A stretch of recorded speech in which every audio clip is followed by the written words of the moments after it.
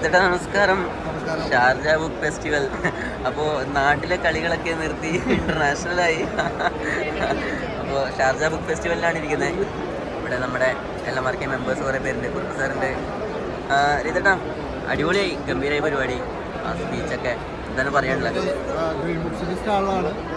Green book സ്റ്റാളിൽ ഇന്ന് നമ്മുടെ പുസ്തകത്തിലെ 10ാം പതിപ്പിൻ്റെ ഒരു പ്രകാശന കർമ്മം കൂടി ഉണ്ടായിരുന്നു.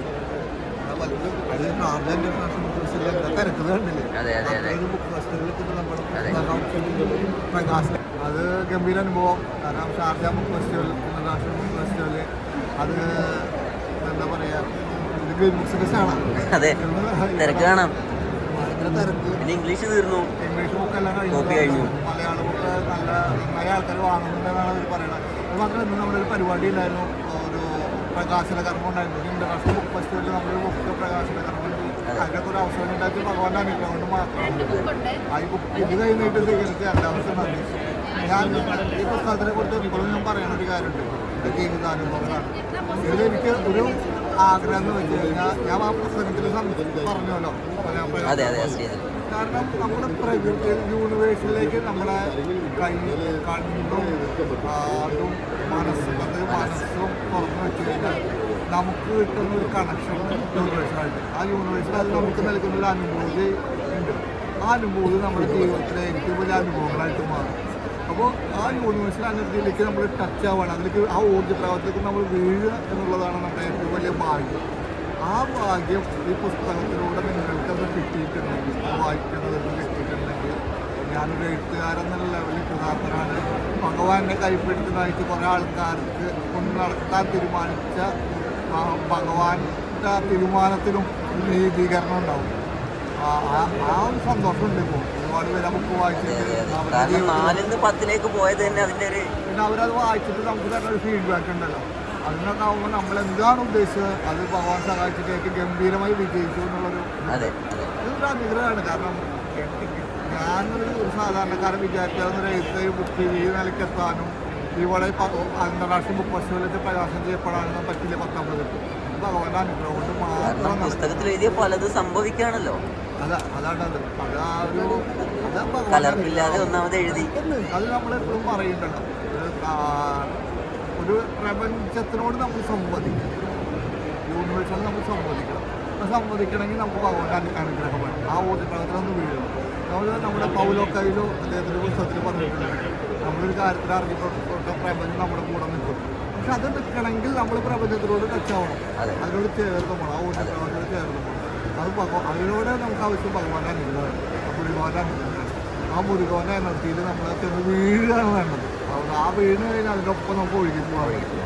ആ നമ്മുടെ ലാമോസു അദ്ദേഹത്തിന് ലാമോസിൻ്റെ പുസ്തകത്തിൽ ജീവിതക്രമം എങ്ങനെ ഉണ്ടാവുമെന്ന് വേണ്ടിയിട്ടുണ്ട്. ഇവിടെയല്ല മരത്തുനിന്ന് വീഴണ പോലെ ആവണം അയാളുടെ ജീവിതം. അയാൾ മരത്തുനിന്ന് വീഴുന്ന ഇലയ്ക്ക് ഒരു താളമുണ്ട്, താളക്രമമുണ്ട്. അങ്ങനെ അതിൻ്റെ ഒരു സുഖം, ഒരു നിർവൃത്തിയോട് കൂടിയിട്ടാണ് അത് വന്ന് ലാൻഡ് ചെയ്യുക. അതേപോലെ നമ്മൾ ആ ഊർജ്ജ പ്രവാഹത്തിലേക്ക് നമ്മുടെ ജീവിതത്തിൽ ലാൻഡ് ചെയ്യിക്കാൻ പറ്റിയ നമുക്ക് കിട്ടുന്ന അനുഭൂതി ഭയങ്കര. ആ അനുഭൂതിയിലൂടെയാണ് നമ്മുടെ എല്ലാമാർക്കും സഞ്ചരിക്കുന്നത്, നമ്മുടെ ദൗത്യം സഞ്ചരിക്കുന്നത്. അത് ഭാരതത്തിന് വേണ്ടിയിട്ടാണ്.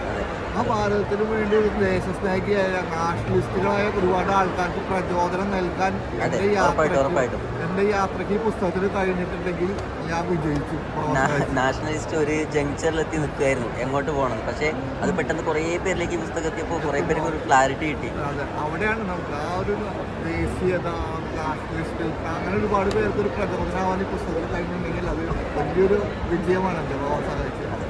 ഞാനതാ പറഞ്ഞത്, ആ ഊർജ്ജപ്രവർത്തനോട് അത് നമുക്ക് നൽകുന്ന അനുഭൂതി വേറെയാണ്.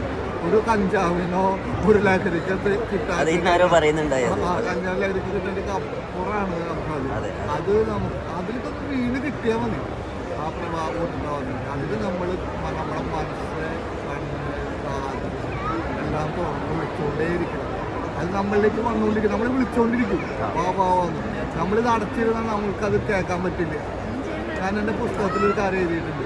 നമ്മളൊരു ഒരു ലോട്ടറി ടിക്കറ്റ്, ലോട്ടറിക്കാരൻ നമ്മൾ ബസ് സ്റ്റോപ്പിൽ എത്തുമ്പോൾ നമുക്ക് ലോട്ടറി ചോദിക്കും, നമ്മൾ എടുക്കുന്നില്ല, നമ്മൾ ബസ് കയറി പോകുന്നു. ആ ലോട്ടറിക്ക് നമുക്ക് 1ാം സമ്മാനം കിട്ടും, നമ്മൾ അറിയുന്നില്ല. അതുകൊണ്ട് നമുക്ക് വിഷമം പറ്റില്ല. അറിഞ്ഞാൽ നമുക്ക് പ്രാന്തവും.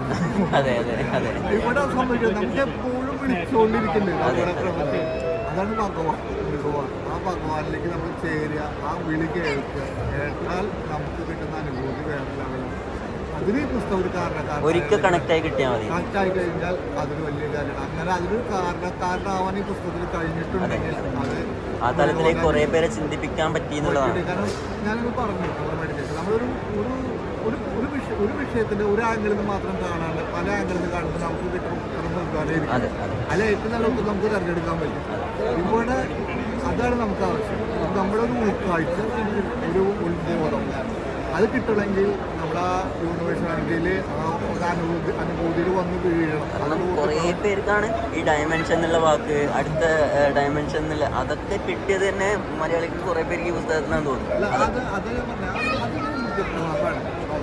അതിലേക്ക് വന്ന് ലാൻഡാജിക്ക് കഴിഞ്ഞാൽ നമ്മളെ കൊണ്ടൊരു പോക്ക് പോകും അനുഭൂതിയിൽ. അതിന് ഈ പുസ്തകം ഒരു കാരണമായിട്ടുണ്ടെങ്കിൽ ഞാൻ ഭഗവാനാഗ്രഹത്തിൽ ഞാൻ വിജയിച്ചെന്ന് വിചാരിക്കും. എന്തായാലും ഈ ബുക്ക് സ്വീകരിച്ച എല്ലാ മലയാളികൾക്കും ഒരുപാട് നന്ദി.